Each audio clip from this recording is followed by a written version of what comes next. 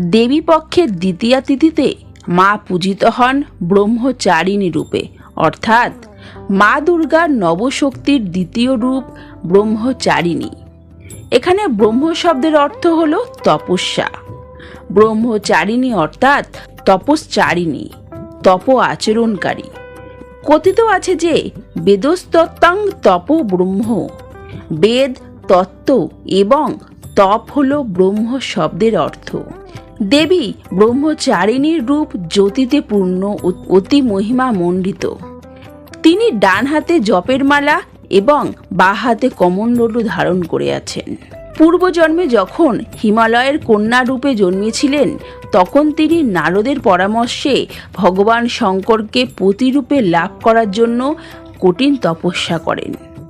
সেই কঠিন তপস্যার জন্য তাকে তপশ্চারিণী বা ব্রহ্মচারিণী বলা হয়।